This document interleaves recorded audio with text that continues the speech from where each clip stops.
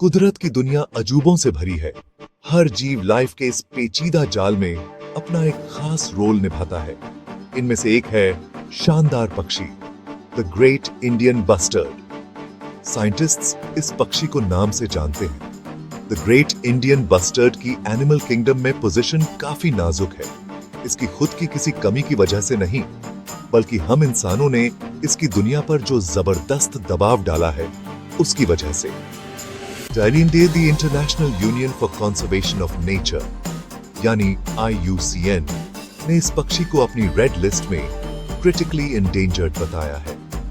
यह किसी भी जंगली स्पीशीज के लिए सबसे ज्यादा रिस्क वाली कैटेगरी है।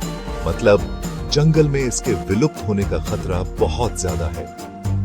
इंडिया में अथॉरिटीज ग्रेट इंडियन बस्टर्ड के सामने जो गंभीर खतरा है उसे पहचानती हैं। इस पक्षी को wild life protection act of 1972 के तहत सबसे ऊंचे लेवल की कानूनी प्रोटेक्शन दी गई है। इसके अलावा ग्रेट इंडियन बस्टर्ड की इस मुश्किल हालत को ग्लोबल स्टेज पर भी माना गया है। ये सारी क्लासिफिकेशंस एक साफ तस्वीर दिखाती है। द ग्रेट इंडियन बस्टर्ड एक ऐसी स्पीसीज है जो बिल्कुल कगार पर खड़ी है, एक ऐसा खजाना जिसे खोने का खतरा हमारे सर पर मंडरा रहा है। द ग्रेट इंडियन बस्टर्ड वाकई देखने लायक चीज है। एक ऐसा पक्षी जिसका कद काठी इंप्रेसिव और अपीयरेंस बिल्कुल अलग है। यह इंडिया में पाया जाने वाला सबसे भारी उड़ने वाला पक्षी है। एक ऐसा टाइटल जो इसके पावरफुल शरीर के बारे में बताता है।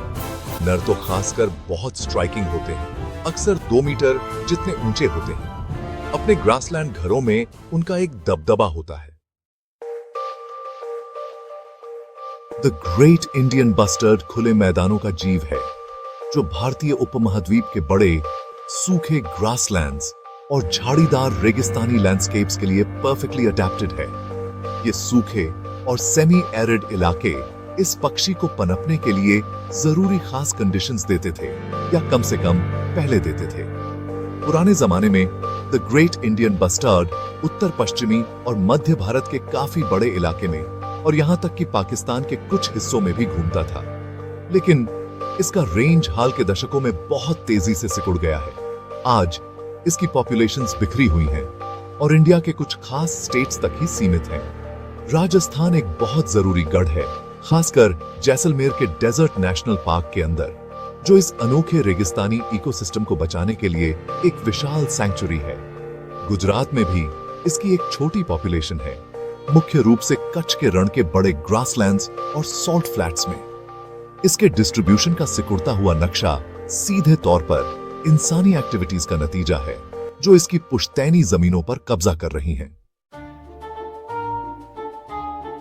द ग्रेट इंडियन बस्टर्ड अपने शर्मीले और बहुत ज्यादा सतर्क नेचर के लिए जाना जाता है। ये पक्षी लगातार चौकन्ने रहते हैं, अपने आसपास के माहौल से पूरी तरह वाकिफ होते हैं और किसी भी संभावित खतरे को तुरंत पहचान लेते हैं। जब खाने की बात आती है तो द ग्रेट इंडियन बस्टर्ड एक ओमनिवोर है। मतलब यह प्लांट और एनिमल दोनों तरह की चीजें खाता है। इसके डाइट में घास, तरह तरह के बीज और मूंगफली और बाजरा जैसी उगाई गई फसलें शामिल हैं, जिससे कभी-कभी एग्रीकल्चरल एक्टिविटीज के साथ इनका कॉन्फ्लिक्ट हो जाता है। ये टिड्डियों और भौरों जैसे कीड़ों के भी माहिर शिकारी होते हैं और छिपकलियों और सांपों जैसे छोटे रेप्टाइल्स के साथ साथ चूहों को भी आराम से खा लेते हैं। ब्रीडिंग सीजन के दौरान, जो आमतौर पर मानसून के साथ होता है, नर मादाओं को अट्रैक्ट करने के लिए बड़े इलैबोरेट कोर्टशिप डिस्प्ले करते हैं। एक बार जब मादा अपना साथी चुन लेती है तो वह अपने अंडे सीधे खुली जमीन पर देती है, अक्सर बहुत कम घोंसले बनाने के सामान के साथ। इस कम रिप्रोडक्टिव रेट का मतलब है कि अंडों या चूजों का कोई भी नुकसान पूरी पॉपुलेशन पर बहुत बड़ा असर डालता है। सेक्शन 5, विलुप्ति की आहटें, जान पर मंडराते खतरे। द ग्रेट इंडियन बस्टर्ड का अस्तित्व कई गंभीर खतरों से घिरा हुआ है। सबसे ज्यादा नुकसानदायक खतरा है हैबिटेट का खत्म होना। बड़े खुले ग्रासलैंड्स तेजी से सिकुड़ रहे हैं। एक और बड़ा खतरा पावर लाइन से टकराने से आता है।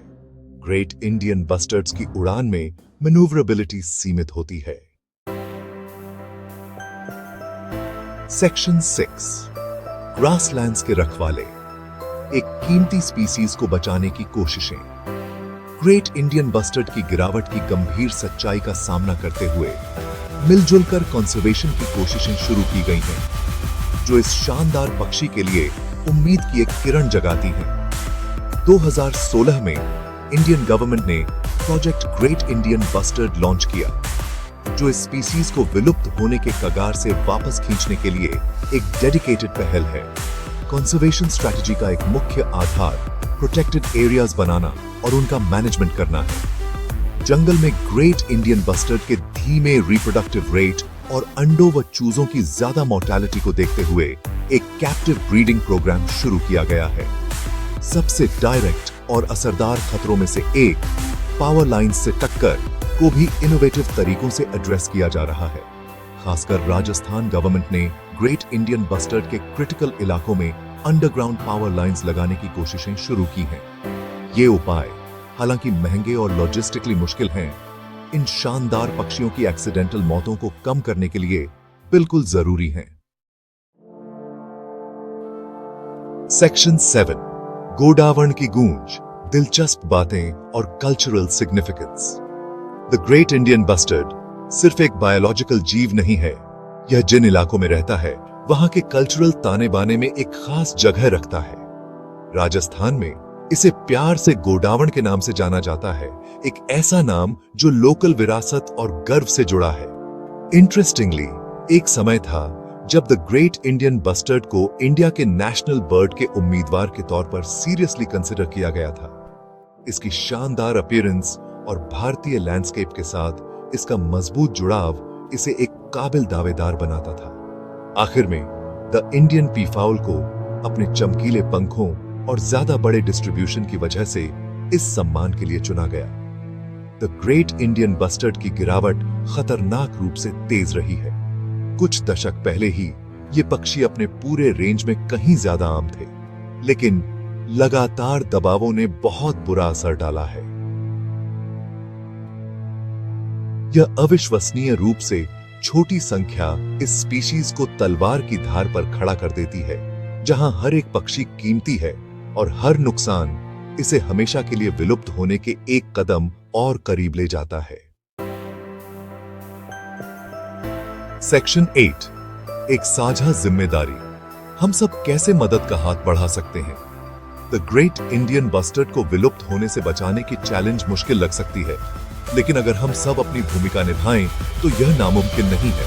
हमारे पास जो सबसे पावरफुल टूल्स में से एक है वह है अवेयरनेस।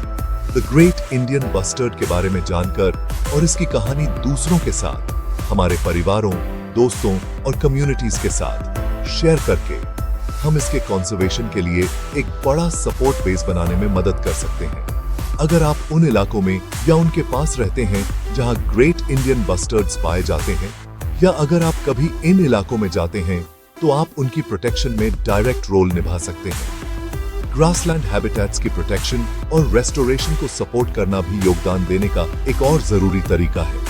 आखिर में हम सब ऐसे कॉन्शियस चॉइसेस कर सकते हैं जो एनवायरनमेंट पर हमारे कलेक्टिव इंपैक्ट को कम करें।